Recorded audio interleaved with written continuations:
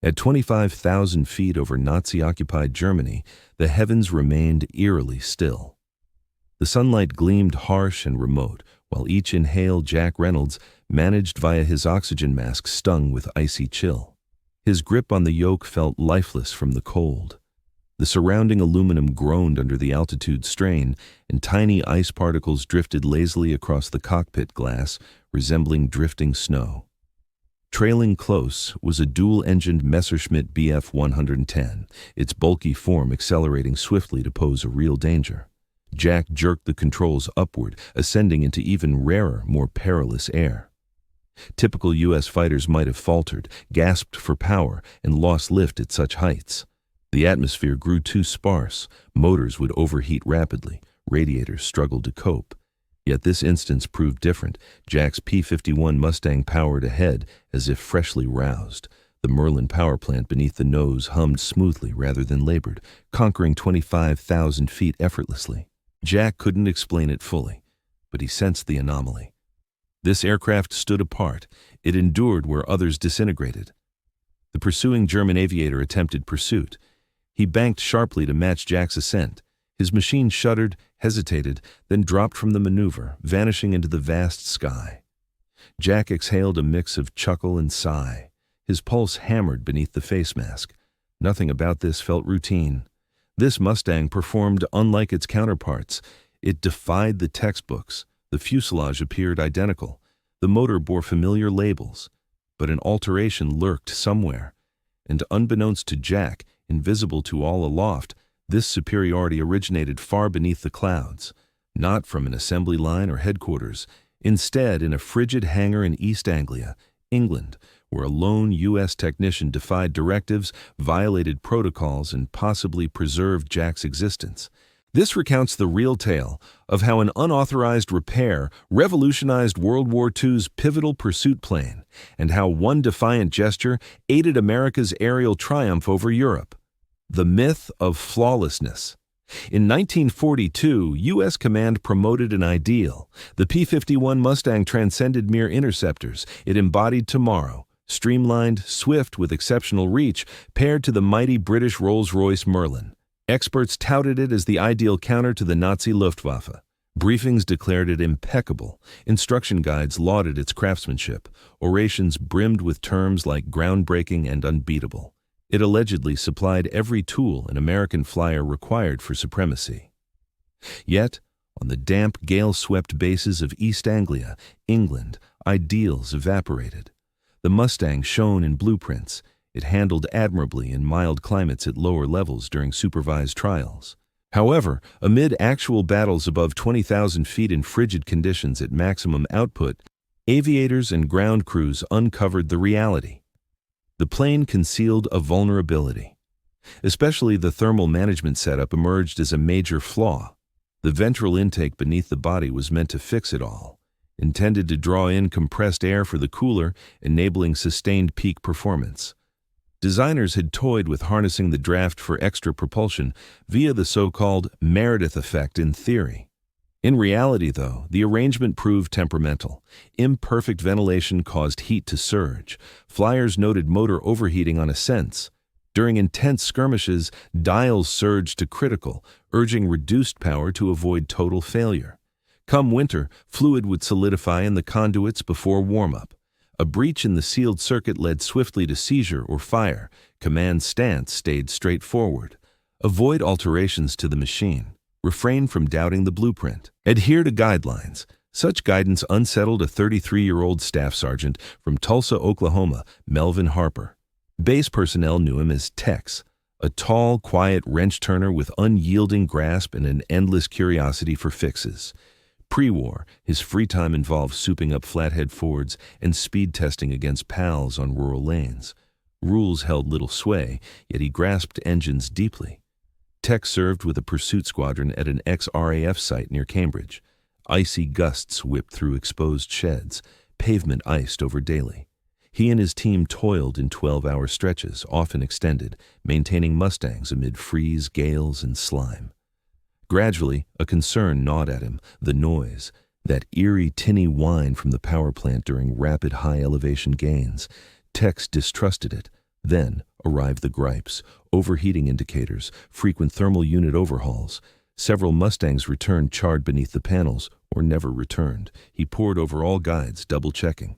He inspected every detail meticulously.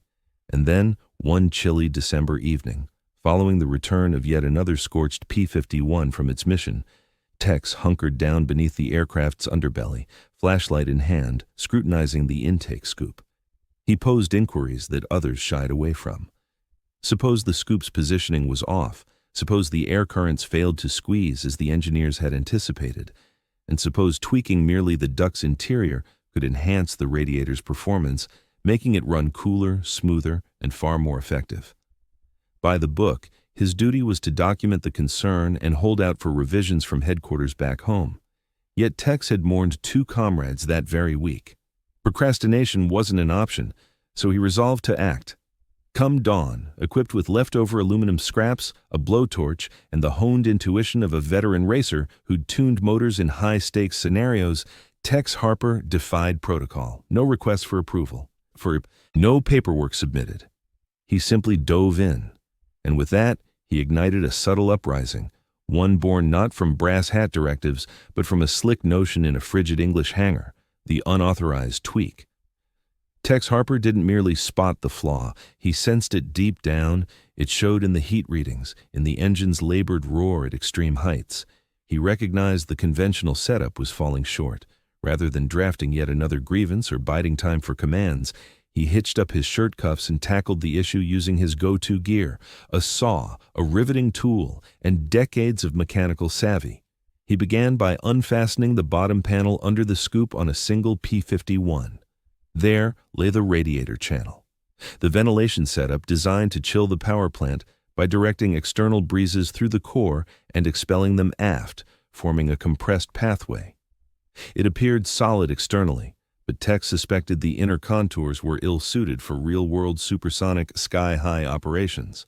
Conceptually, optimal air compression shouldn't only temper the engine, it might even produce a modest propulsive surge akin to a jet.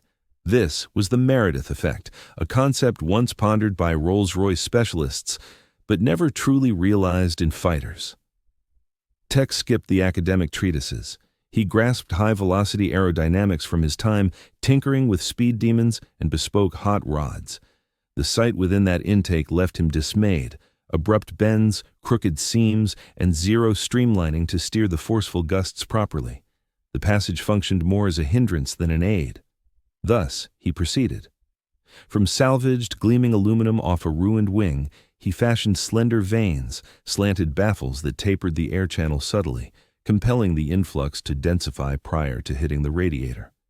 He filed down the rims, secured them with rivets, and improvised a gasket around the entry to curb eddies. His superior officer remained in the dark. The alteration went unrecorded. He kept it from Lieutenant Jack Reynolds, the pilot slated for the next sortie.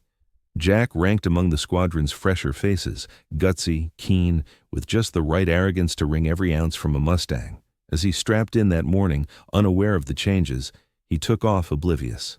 Yet midway through his lofty sweep, roughly 30 minutes in, he crackled over the radio with an odd update. The birds ascending like silk, gauges stable as rock. New power plant or what? Tex stayed mum, merely grinning. By mission's close, the benefits shone through. At 25,000 feet, motor heat had dropped 15 degrees F. The ascent quickened markedly. Jack noted the craft seemed snappier, more responsive. He couldn't explain it, but he approved. Tex pressed on. In the ensuing fortnight, he retrofitted the adjustment to half a dozen additional Mustangs. Each iteration featured a bespoke channel, fine-tuned from prior insights. He adjusted the inclines, minimized resistance, and experimented with sealing techniques via silk from chutes and sticky compounds. The difference was stark. Modified aircraft scaled altitudes swifter, maintained lower temps, and came back with scant glitches. Airmen started clamoring for the favored birds, Tex's rides. They dubbed the fixes Harper's shortcuts. Under the table, the unit head nodded approval. On record, zilch occurred. No forms, no sign-off, just outcomes. Rival ground teams caught wind. Crews fielded discrete probes from adjacent units. Care to demo your scoop wizardry? Tex slipped into his shed after hours to gauge the internals and doodle blueprints on smoke wrappers. The innovation proliferated rapidly, with silence the rule. Why risk it? The Flyers' creed boiled down to one truth: whatever got them back safely merited secrecy.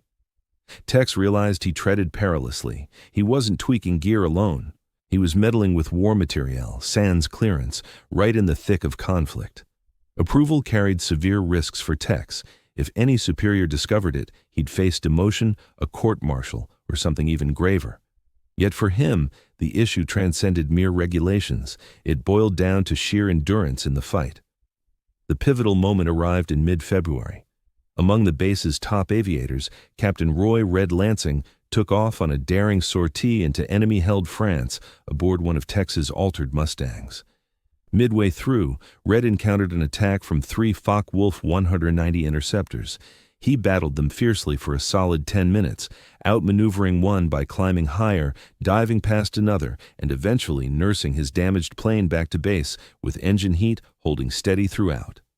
Upon touchdown, Red marched directly to the hangar, locked eyes with Tex, and declared, "You pulled me through that mess up there. Don't stop whatever magic you're working." The news filtered up the ranks in mere days, not via official reports, but through hushed conversations, battle summaries, and post-mission accounts. Before long, top-ranking officials began probing. "How come your aircraft endure more? Why do your power plants stay chillier than rated? What explains pilots always picking those identical 6 tail markings for ops?" Tex realized an inquiry was inevitable, but by that stage his covert defiance had sparked a subtle uprising. The Mustang transformed. What started as a rogue adjustment to just one fighter had gained unstoppable momentum. In short order, Tex Harper's radiator enhancement ceased being mere gossip. It ignited a wave of change. Throughout the installation, fellow technicians began duplicating his efforts, tweaking their intake vents, measuring ventilation efficiency, and exchanging tips amid tepid brews in chilly workshops. Action followed words, though. The data revealed irrefutable gains. Initially, power plant heat levels. Airmen in upgraded P-51s noted a steady reduction in peak altitude temps, dipping 15 to 17 degrees Celsius below factory norms. That may seem minor in writing, but at elevations over 25,000 feet in rarefied skies, such a buffer separated aggressive pursuit from easing off to prevent overheating disasters. Next, ascent speed. Enhanced ventilation and minimized resistance in the cooling passage allowed the fighters to attain battle heights swifter, by as much as 12% quicker, varying with payload and conditions. This enabled crews to gain superiority over Luftwaffe foes rapidly, securing the prized edge in dogfights, height dominance. Finally, and arguably the key factor, came endurance rates. Within a single wing, the success-to-casualty ratio for Tex upgraded machines surged beyond 3.1 across 6 weeks. The aviators remained the same. Armament stayed unchanged. Fuel quality was identical. Solely the redesigned vent path set them apart, along with the bold soul who first sliced into it. Ere long, the buzz extended past Tex's initial group. Techs at nearby strips throughout East Anglia penned missives requesting slim metal panels, refined implements, and DIY adhesives to replicate the upgrades.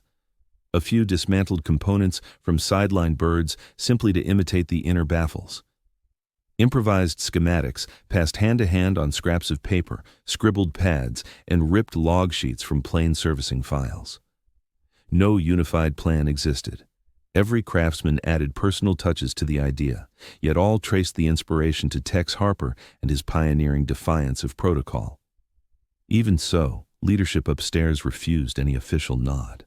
Upper echelons sensed the shift, but with victory tallies rising and sortie outcomes soaring, few cared to probe further.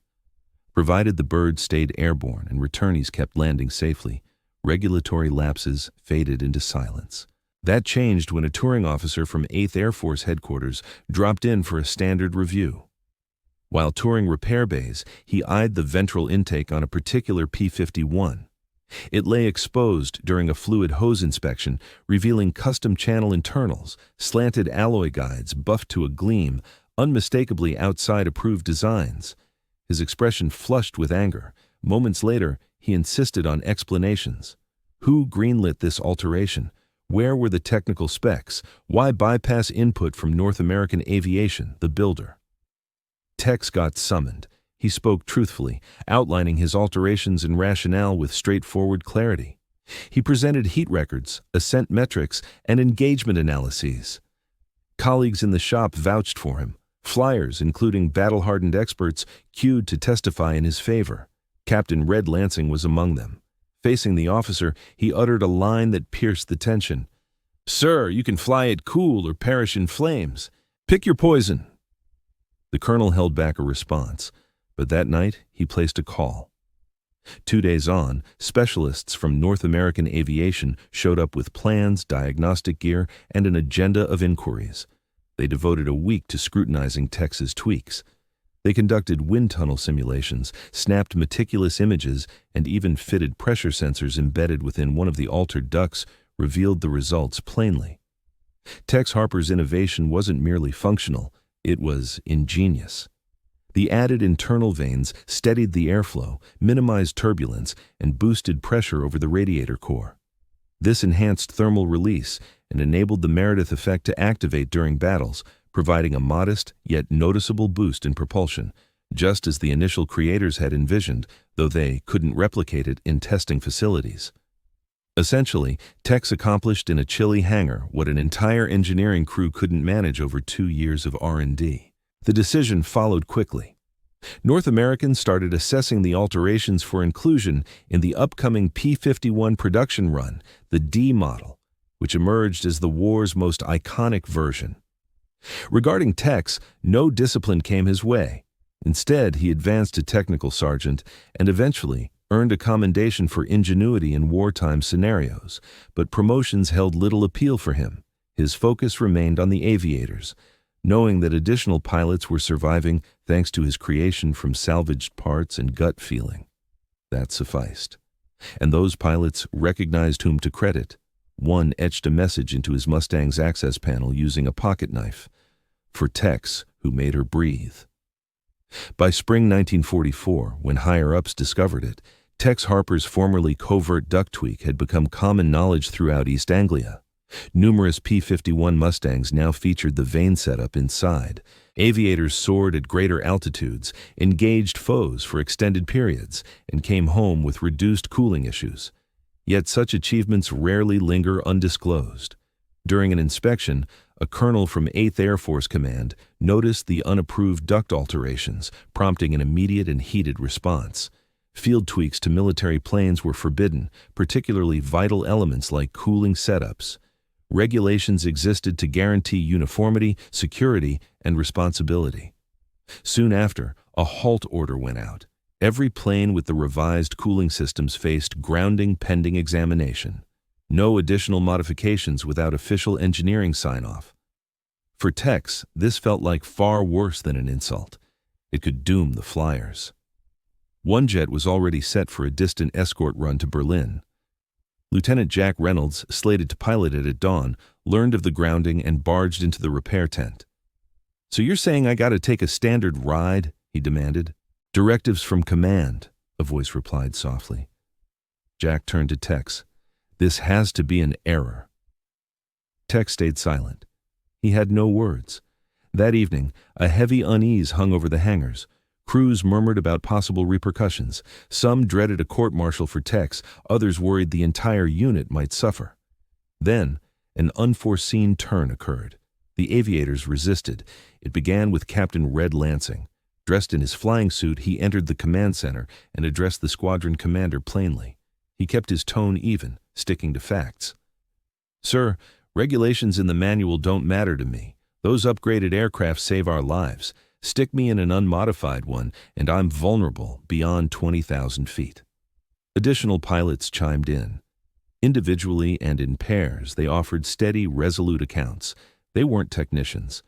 Airflow dynamics or radiator performance eluded them, but outcomes spoke volumes, and the outcomes proved Tex's approach succeeded. Facing mounting insistence, the squadron commander forwarded an official plea to postpone the grounding until a thorough assessment of the planes. The superiors yielded hesitantly on condition that North American Aviation dispatch experts for on-site review. They complied. In mere days, 2 veteran engineers touched down at the airfield. Dressed in wool suits with horn-rimmed specs, they seemed ill-suited to the grit, clamor, and haste of a combat zone. They scrutinized Tex's adapted Mustangs meticulously, recording dimensions, posing inquiries, and cross-checking against standard blueprints. Initially tight-lipped, they eventually conducted portable wind tunnel tests and pressure analyses, shattering the quiet. "This performs well," one conceded at last, "exceptionally so." They validated the claims Tex and the pilots had upheld for weeks. The redesigned duct fostered more even airflow, elevated chamber pressure, and superior cooling. It wasn't luck. It represented solid design, regardless of lacking formal sketches.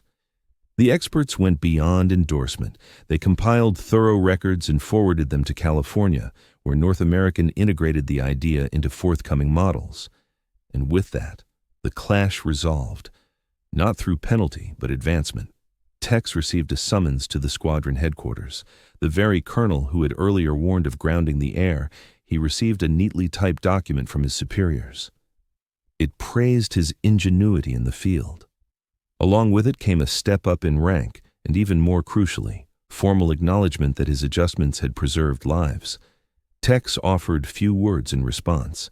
He simply acknowledged it with a nod, slipped the commendation into his jacket's inner pocket, and returned to the hangar. Planes still needed repairs and airmen required safeguarding, evolving from an unauthorized tweak to established procedure. By the end of March 1944, an individual's subtle rebellion had gained full approval. Engineers at North American Aviation not only approved Tex Harper's concept, they adopted it wholeheartedly. At their California plants, they started preparing official updates to the P-51's radiator intake system. In documents and schematics, it earned the label of an airflow optimization and pressure enhancement modification. Yet for the aviators and ground crew who witnessed the transformation firsthand, it carried just one title: Texas Fix.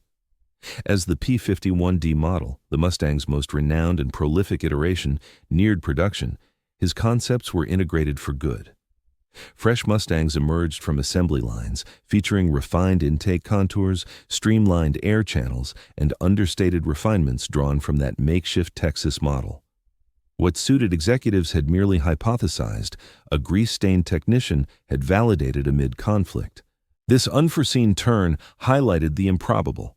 A hands-on worker lacking any academic credentials, engineering credentials, or authorization to experiment had not only addressed a critical high-altitude vulnerability, but also influenced the era's premier propeller fighter. The Mustang's capacity to shield bombers on deep penetrations into German territory without thermal failure, to ascend more swiftly and steeply than almost any other piston-engine aircraft in the conflict, and to endure fierce aerial clashes high in the skies, all owed improvements to an alteration never intended to materialize. Airmen detected the difference right away. The upgraded Mustangs handled with greater precision, ascended more smoothly, and reacted sharper during elevated maneuvers. Power plant heat levels held steady even during prolonged high-output runs. In battle, this translated to reduced mission cancellations, fewer forced returns, and expanded chances of making it back. As the D-Day landings loomed in June 1944, Mustang units throughout England operated predominantly with planes, boasting the enhanced cooling setup. The once rejected solution had ascended to standard practice. Tex never boasted of his role. He avoided press spots. He skipped documentation. His signature never graced the designs. Still, within the teams, he emerged as an understated icon, not for seeking acclaim, but for delivering essential work executed flawlessly. One of the junior technicians who assisted Tex during that period shared a tale. After the initial P-51D landed at the base, complete with the updated intake straight from the factory, Tex circled it promptly, knelt low, traced his fingers over the scoop's interior bend, and gave a approving dip of his head. Then he uttered just a pair. They nailed it. To Tex, that sufficed. Recognition wasn't the goal. It was witnessing the notion, sparked by urgency, intuition, and mild disobedience, secure its proper role in the fight. For the flyers, the takeaway proved even more straightforward. Origins of the upgrade didn't matter. They recognized only that their Mustangs stayed cooler, performed superiorly, and returned them safely with greater reliability. That evolution from illicit patch to sanctioned norm marked an uncommon chapter in armed forces annals. It underscored how breakthroughs can originate not in conference rooms or research centers, but in chilly workshops beneath dripping motors, gripped by individuals who rely on their instincts over directives. The assault on Berlin. March 6, 1944. The United States 8th Air Force mounted its most daring daytime raid to date, the capital itself. It stood as the Reich's core, hub of Nazi authority, manufacturing, and messaging. The enemy anticipated the assault. They braced for it, poised to unleash their full aerial might to thwart the incursion. Scores of US B-17 Flying Fortresses and B-24 Liberators lifted off from English airfields. Their aim, the factories and bases encircling Berlin. Their shield, flights of P-51 Mustangs, soaring swift and elevated as top cover. In the build-up to this clash, Tex Harper's adapted Mustangs and their mass-produced descendants had demonstrated their value. Yet, no trial loomed larger than Berlin's skies. It ranked as Europe's fiercest defended pathway. The Luftwaffe positioned elite groups along the path, seasoned aviators, bold strategies, and flocks of interceptors, chiefly FW-190s and Me-109s. The mission's opening phase unfolded with uncanny calm. The heavies pressed onward in compact arrays, outlined against a stark azure backdrop, but nearing the city's western edge, the Luftwaffe pounced. German early warning systems detected the inbound armada, and adversaries surged aloft in successive barrages. The strategy was straightforward. Strike the enemy bombers with speed and force before they got anywhere near Berlin, all while operating above 25,000 feet, where freezing temperatures would strain engines and push pilots to their limits. Yet on this occasion, the Mustangs kept pace effortlessly. They avoided delays, resisted overheating, maintained tight formations, and delivered counterstrikes without faltering. Amid the ensuing turmoil, fierce aerial battles erupted throughout the heavens. Mustang aviators maneuvered with sharp accuracy, performing steep dives, steep ascents, and aggressive maneuvers that ripped through the German squadrons. For once, they didn't need to fret over engine temperatures in the heat of battle. They could remain engaged for extended periods. This shift brought a surge of bold confidence. Captain Red Lansing, piloting one of Texas's initial on-site upgraded Mustangs, allegedly notched 3 victories that mission. He downed 1 Messerschmitt and 2 Focke-Wulfs in a frantic 10-minute span close to Potsdam. During a post-flight review, he remarked, "The engine held steady without a hitch. I pushed a climb to 30,000 feet and still had reserve thrust. They attempted to gain height on me, but failed." Fellow flyers echoed similar experiences. A squadron attributed the enhanced cooling setup to enabling prolonged full-throttle ascents that had been out of reach only a short while before. No thermal issues, no vapor lock, just dependable, unyielding performance. When the operation concluded, 69 German planes were verified as shot down. Countless others sustained heavy damage. The Luftwaffe suffered a setback from which it couldn't rebound swiftly. Most remarkably, almost all U.S. bombers returned safely. The assault on Berlin didn't merely instill terror in the Nazi corps. It demonstrated that America had seized command of the skies, even above Europe's most fortified metropolis. While domestic reports lauded the airmen's bravery and the bombers' accuracy, scant details emerged about the true enabler of that success. It went beyond the Merlin power plant, the auxiliary tanks, or the tactical drills.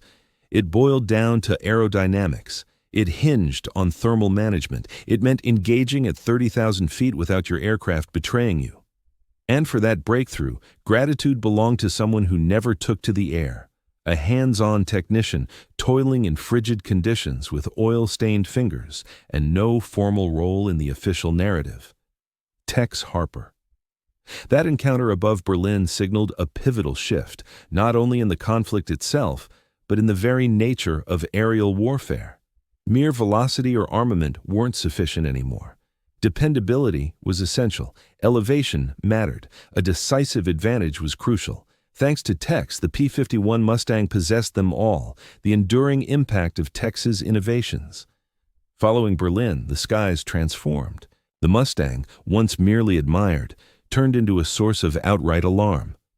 Luftwaffe aces learned to spot its outline from afar and fear its approach. The P-51 transcended its role as a swift protector.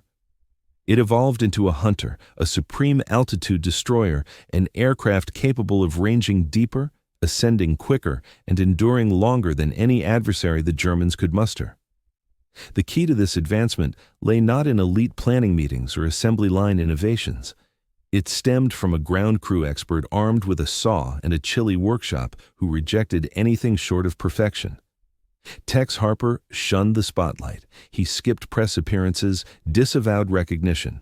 Post-war, he returned to Oklahoma and launched a modest motor overhaul business. The majority of his clients remained unaware that he had once influenced the battles overhead in Europe.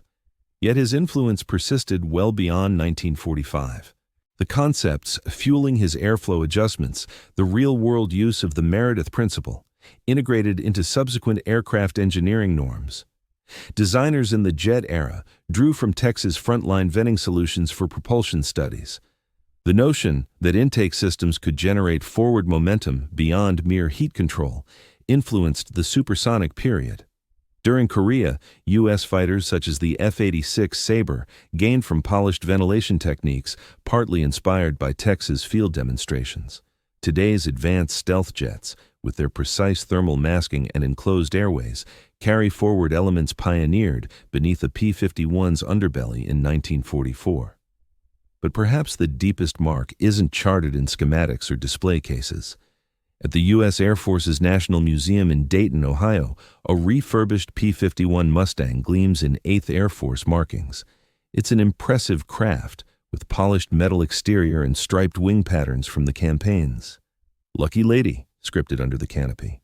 If you bend low, really low, and peer into the radiator inlet from below, you'll notice a detail that escapes most onlookers. 3 modest, neatly inscribed words. For Tex, who made her fly. No fanfare, no monument, just a subtle nod from one era's fighters to the individual who aided their return. That's the sort of heritage that eclipses awards. History, they claim, belongs to the winners. But often, the vital chapters appear in smudges of lubricant rather than pen strokes, in quiet deeds over grand orations. Tex Harper never discharged a weapon in anger. He never endured the strains of a turning contest or escaped a flaming fuselage. Yet in his absence, countless aviators from that time might have perished. He defied protocols. He disregarded conventions, simple protocol. Through it, he preserved lives, not with aggression, but with concentration, not via commands, but via insight. He spotted an issue, and rather than hesitate, he resolved it. That's beyond mere mechanics. That's bravery. Lieutenant Jack Reynolds, the aviator introduced at the start of our tale, shared thoughts in an interview long after the conflict ended. He was aged by then, with silver locks and a subdued tone. Yet, when questioned about his idol, he skipped over commanders or fellow flyers. His words were these: "Folks rave about top aces, yet the fellow who kept me alive sported grease-marked overalls and stayed earthbound. I'm not sure I ever glimpsed his features. Still, I recall how that motor stayed intact right when I needed it. He provided me with lift, which offered a shot at returning safely." Countless such accounts emerged from the conflict, tales overlooked or almost lost to time, narratives that highlight how triumph goes further than just armament or daring aloft. It involves individuals like Tex, too, the quiet laborers who tackle challenges, who improve designs, not out of obligation, but because it's just. Heroes don't all soar. Certain ones crouch beneath a Mustang amid the night's chill, molding metal with chilled fingers, pondering the flyer who will occupy the cockpit come dawn. And because of Tex Harper, that aviator stood a stronger likelihood of making it back.